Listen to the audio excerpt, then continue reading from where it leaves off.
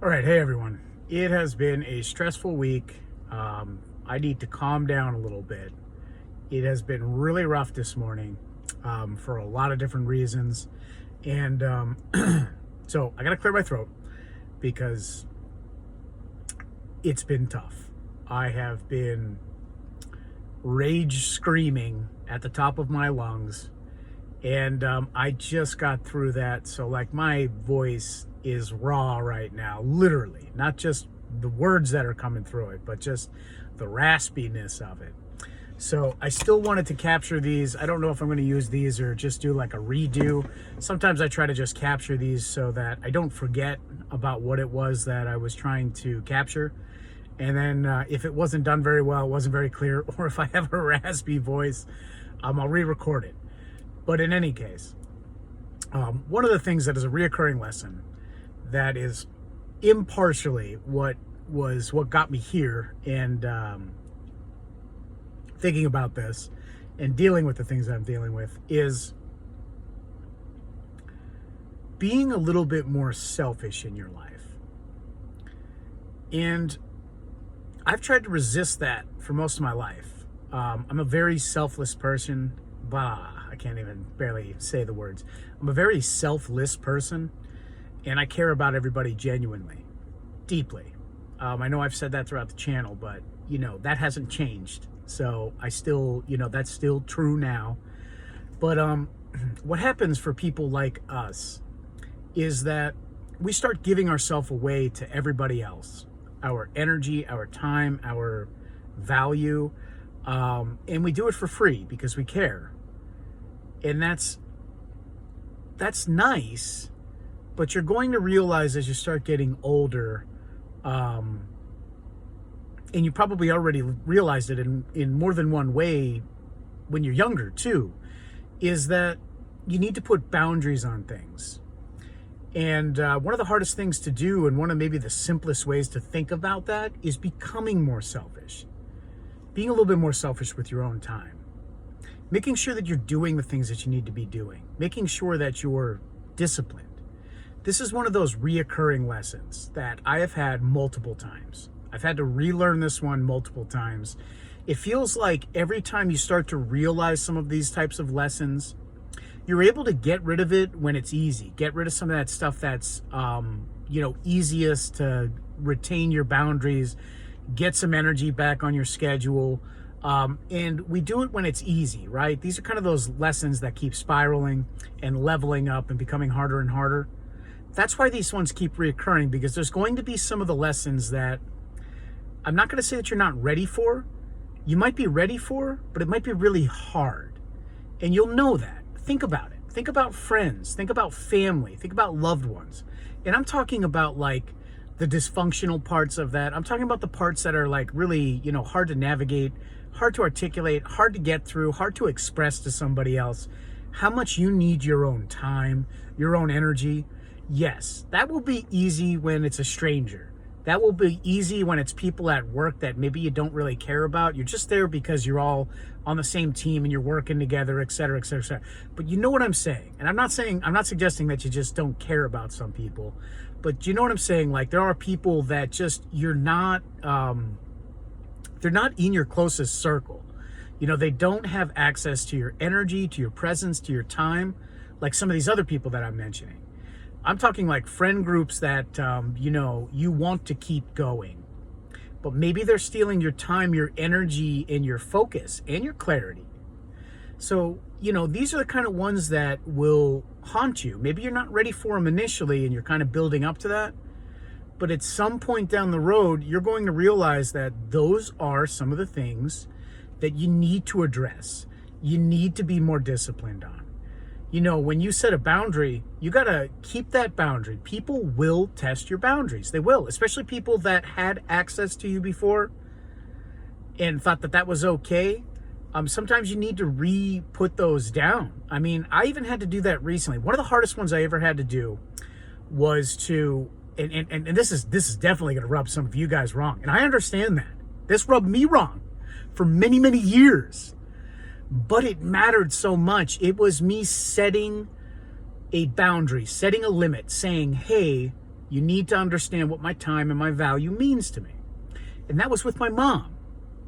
I had put money on me being able to help her. And I know how that sounds at first glance.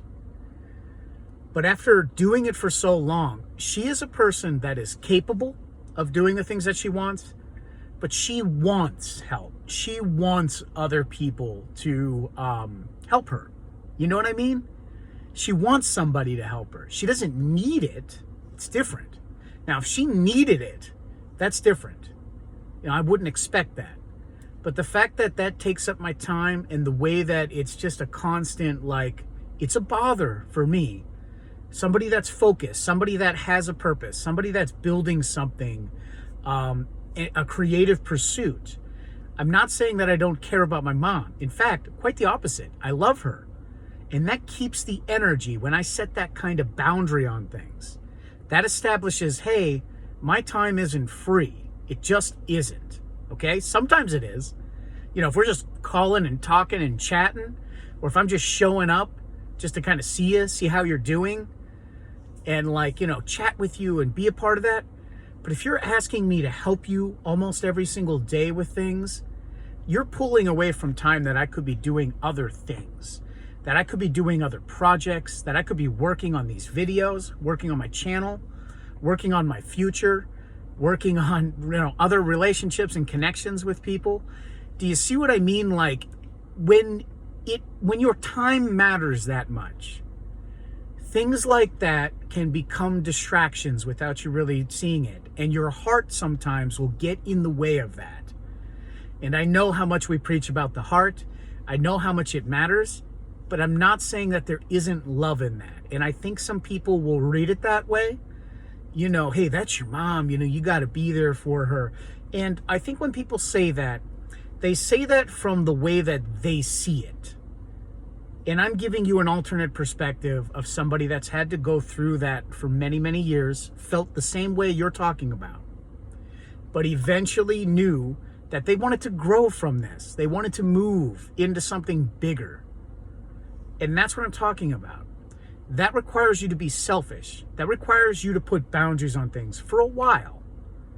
And if you wanted to, you can even kind of bounce around a little bit. Set a schedule. That means, hey, you're selfish for 5 days a week, you're grinding, and then Saturday, Sunday, open it up a little bit. Do you know what I'm saying? Like, you can make this type of a thing work into your life. Those times that you want to help your mom or your friends, or you want to be a part of that, you can do that on weekends if you really want to. But I think eventually you're going to get to that point where other people are going to start really needing you, leaning on you, doing all that kind of stuff, and you're going to get to a point where you're not going to be able to keep moving the things that you want to move forward, because they're going to get so far along and advanced down the road that it's going to require more of your time, more of your energy, especially if it's a passion pursuit. And that could mean a lot of different things. That could be a creative project. That could be a business idea that you have. That could be a hobby. That could be a love interest. That could be a house, or, you know, your dream, whatever you want to do with your life, or what you want your future to look like. That could mean a lot of different things. That could mean a foundation. That could mean, you know, helping out spiritually in some way with other people. You know what I mean? Like, there's a lot of different ways that whatever fuels you, whatever gets you up in the morning, whatever gets you excited. And that could be your family too. Okay? My family does do that for me a lot of the time, but also it also distracts me too. There's got to be some boundaries on it. And I've had to study my own habits, study what is working and isn't working from more of like a metacognizant observational level. What's stealing my energy and my time? And I identified those things. And like I said, some of them will be really hard. Some of them will be lessons, you know, you're going to get these boundary lessons or these selfish lessons, you know, when it's easy, like, hey, you know, let me put this stuff off, you know, this is easy enough. Okay, I don't have to do that. But eventually you're going to start identifying the boundaries that are really stealing your time and energy, and the ones that are going to be really hard to navigate and put boundaries on and keep boundaries. Okay, that's usually going to be the ones that you love, or the ones that provide you entertainment and distraction, your friends. Okay? And I'm not suggesting that you don't have any friends, But you may need to remove some of your friends in order for you to have the right friends. Okay? And that's a big difference. And same with kind of the loved ones and the ones that are, kind of taking your energy or the connections and such. When you're in something where it's like a niche or something very unique to you, and you finally kind of like brought it down into perspective, like for me, it's like spirituality, and it's so much more than that. It's a way of being, it's becoming. So I have a group of people that would collaborate with me and connect with me and want to build something out of that. But that doesn't necessarily mean my family might believe in me. My family might support me. My family might want to help me. But are they able to kind of see the weight of that and see what I'm carrying? Not as much as maybe somebody else that believes in it equally as much as I have, that has went down a similar path to me or appreciates the work that I'm creating. Do you see what I'm saying? Like, there's a difference there. It doesn't mean that, these people don't matter. Of course they matter. You know what I mean? They're your support. They're the people that believed in you. So never forget those people and keep in touch with those people. But at some point, you need to be a little bit more selfish. That's ultimately what I'm saying. And I know how hard that can be. It can be temporary. You can also build it in your schedule where you're selfish so many days a week and you're unselfish at, the end of the week. It's just until you get things going, until things make traction, until you can make yourself sustainable. And then I recommend that you go back over everything and then you start reconnecting. Do you know what I mean? I haven't quite made it there yet, but that's kind of the way that I'm visualizing me when I gain full traction, when I feel good. And when I feel like I have set up what I wanted to set up and things are moving along. I don't know if that's going to take more of my time and energy. I'm not really sure, but I like to think that I want to reconnect at that point, and I hope that there's enough time too. Time is a big thing, okay? Like my father used to say, when your time's up, your time's up. And that includes people around you too. So it's like, in my head, it's like I want to get to a point where I'm sustaining myself so that I can then reconnect with other people and show them how much I care and how much I appreciated their support and everything like that. And then maybe somehow integrating that in, making them then a part of my life again in a way that kind of fits the schedule and the demands of what I have going on. It's a little bit different, right? You need to first remove it, prune it from your life, and then try to kind of work it back into your schedule. Do you see kind of how that can work? I'm doing that now. I'm on that slow integration where I've basically culled everything or pruned it, and now I'm going backwards. Okay, so I've talked a lot, kind of danced a little bit, but it gives you kind of this full perspective there, or full spectrum, or whatever you want to call it, of kind of how I see it. Why you need to set boundaries and kind of how to see that a little bit different. I've talked about boundaries for sure, but I kind of said this one a little bit different. You got to be selfish with your time. And that sounds a little bit different than just, let's set some boundaries and, what I'm saying. Okay. Thanks for being here, guys.